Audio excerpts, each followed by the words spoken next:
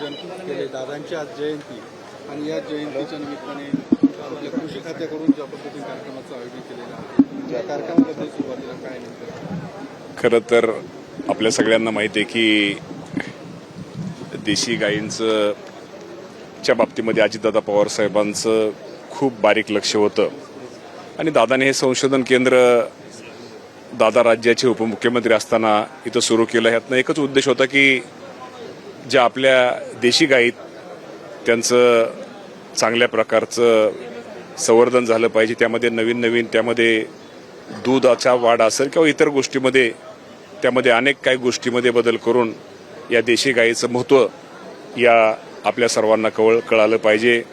आणि आपल्या सगळ्यांना माहिती आहे की देशी गायी आपल्या सर्वांच्या दृष्टिकोनातून आपल्या जीवनामध्ये त्याचं किती महत्त्व असतं की त्याच्या शेणखतापासून त्याच्या मूत्रापासून दुधाच्या बाबतीत इतर दूध आणि देशी गाईचं दूध यामध्ये खूप फरक आहे. लहान बाळांसाठी हे खूप दूध महत्त्वाचं असतं. अशा अनेक गोष्टी आहेत आणि यासाठी दादांनी खूप मोठा पुढाकार घेतला आणि हे केंद्र देशी गायींचं इथं आपल्या इथं पुण्यामध्ये सुरू केलेलं आहे. नुकतंच शासनाने दादांचं नाव या केंद्राला दिलेलं आहे.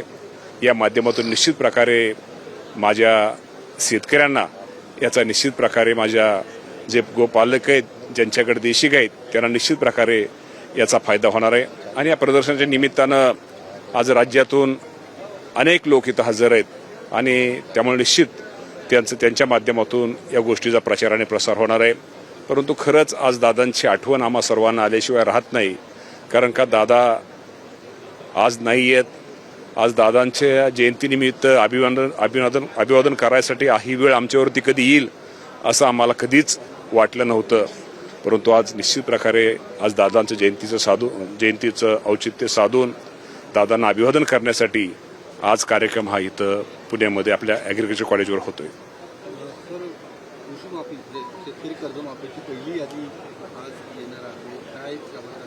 या बाबतीमध्ये मी तुम्हाला एवढं सांगतो की आपल्या सगळ्यांना माहिती आहे की राज्याच्या मुख्यमंत्र्यांनी खरं तर 30 जून ही तारीख आपल्या सर्वांना दिली होती.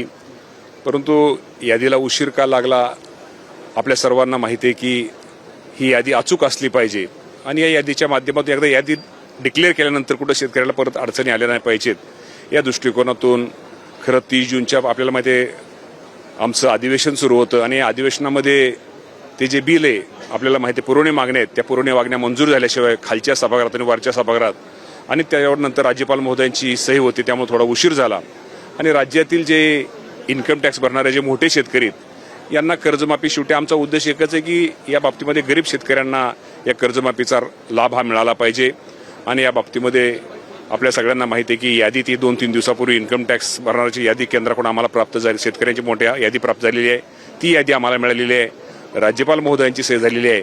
आणि या बाबतीमध्ये आमचे सहकार मंत्री बाबासाहेब पाटील आणि सहकार सचिव दराडे साहेब यांची आता बैठक चालू आहे. त्यामुळे आज निश्चित प्रकारे आज ठराविक प्राथमिक स्वरूपामध्ये ती यादी लवकरच ती यादी आपल्या सगळ्यांना पाहायला मिळेल. पण आता ती प्रक्रिया मी तुम्हाला सांगायचं आता प्रक्रिया सुरू झालेली आहे. साधारणतः 30 जुलैपूर्वी माझ्या राज्यातील शेतकऱ्यांच्या खात्यावरती कर्ज खात्यावरती ही कर्जमाफीची सगळी रक्कम ही दिली जाईल.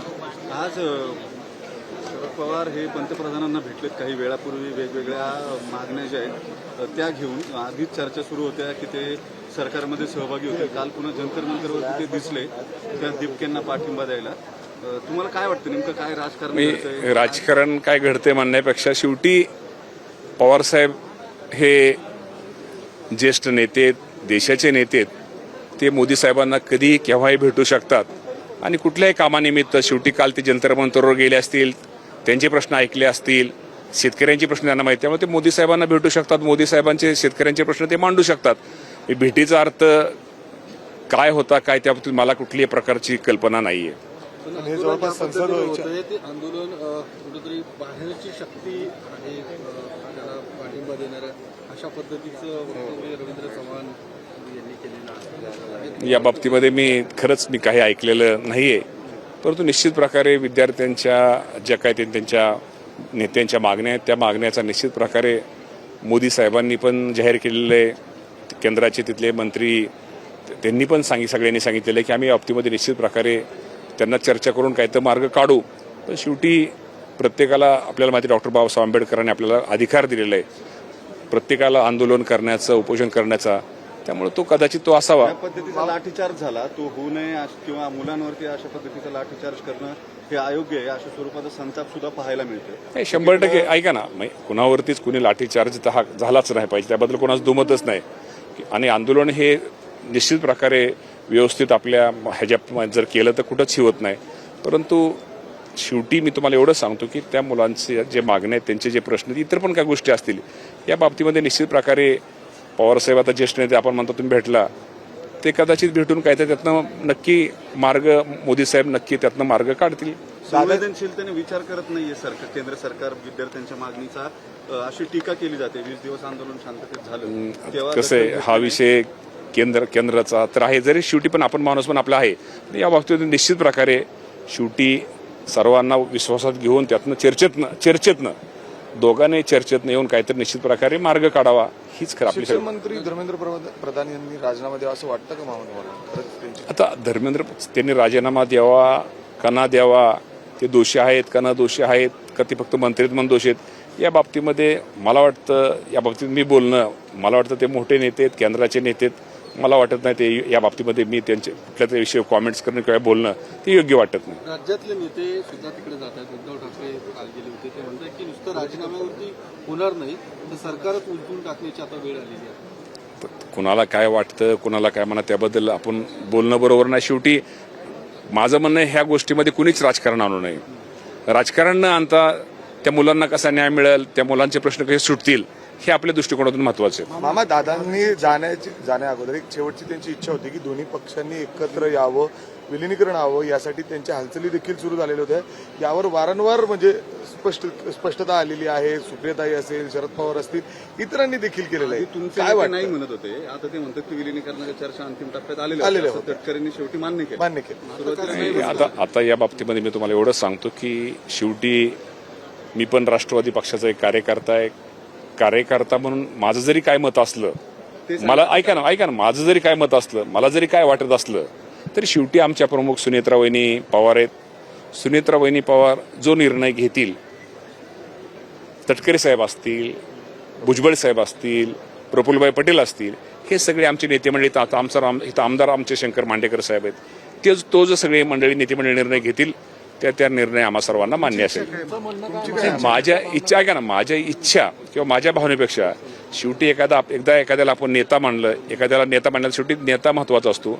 नेत्यांनी निर्णय घ्यायचा असतो आणि आम्ही तो खाली पाळायचा असतो हाच खरं त्यातला विषय. दुसरं एक महत्वाचं की अर्थ खातं अजूनपर्यंत तुम्हाला मिळत नाही. जसं सांगितलं जात होतं की अधिवेशनापुरतं देवेंद्र फडणवीस की भाजपकडे ते असणार आहे. तुम्ही सातत्याने नाही या बाबतीमध्ये निश्चित प्रकारे आमची मागणी आजही आहे की अर्थ खातं शेवटी आपल्याला माहिती आहे की अजितदादा पवार साहेबांना राष्ट्रवादी पक्ष नाही शेवटी आता मागणी आम्ही केलेली आहे. वहिनींची ते स्टेटमेंट आहे की ते सकारात्मक आहेत. त्यांनी कुणी नाही म्हटलेलं नाही भाजपने काही नाही म्हटलेलं नाही.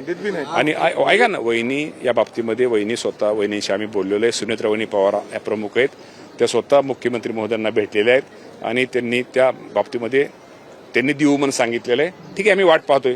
दादांची जयंती तुम्ही सकाळी उठले तेव्हा तुम्हाला जाणवलं असेल आता पहिला वाढदिवस दादांचं जाणवलं कुठली एक आठवण दादांचा एक स्वभाव होता की दादाचा मोबाईल हा सकाळी साधारणतः 6च्या अगोदर बंद असायचा. 6पर्यंत दादाचा 5:30-6 पर्यंत त्यांचा मोबाईल सव्वा चालू असायचा आणि तो लहानपणापासून दादा ती गोष्ट मला माहिती असल्यामुळं त्या दरम्यान मी फोन करायचो आणि दादांचा वाढदिवस त्यांच्या कुटुंबामध्ये ते रात्री 12 वाजताच तो साजरा व्हायचा आणि बाकीचे सगळे घरातले झोपलेले असायचे परंतु दादा ते फोन उचलायचे आणि आम्ही ज्यावेळेस शुभेच्छा द्यायचो तर तिकडून दादांचा आवाज यायचा.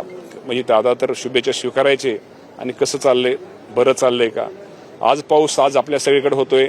आज जर मी दादांना फोन केला असता दादाने पहिल्यांदा मला विचारलं असतं आपल्याकडे पाऊस सुरू आहे का. कारण आपल्याकडे पाऊस सुरू आहे का राज्यात तर आहेच आपल्याकडे म्हणण्यापेक्षा कारण का दादांचं आणि माझ्या घरामध्ये 10 किलोमीटरचं फक्त अंतर आहे त्यामुळे आपल्याकडे पाऊस सुरू आहे का तो एक शब्द त्यांचा तो आवाज आजही वाटतो दादा आपल्यामध्ये आहेत. आणि खरंच सांगतो आज तुमच्या माध्यमातून सांगतो की आमच्यावर ही वेळ येईल. आज दादांच्या जयंतीच्या निमित्तानं आम्हाला दादांना अभिवादन तर करावं लागतंय हे असं कधीही मनाला वाटलं नव्हतं. एक शेतकऱ्यांचा नेता, सर्व क्षेत्रामध्ये सर्वांना न्याय देणारा नेता आणि गरीब माणसासाठी किती पुढचा श्रीमंत मोठा माणूस असला, नेता जरी असला, त्याला खांद्यावरती घेणारा नेता आज आपल्यामध्ये, त्याला अंगावरती घेणारा नेता आज आपल्यामध्ये राहिलेला नाही. त्याचं निश्चित प्रकारे दुःख आहे. दादासारखा नेता या राज्याला पुन्हा कधी मिळणार नाही आणि मी आपल्या माध्यमातून निश्चित प्रकारे दादांना अभिवादन करतो. मी नेहमी फक्त साम टीव्हीच पाहते, कारण त्यांच्या बातम्या मला रिलेट करतात.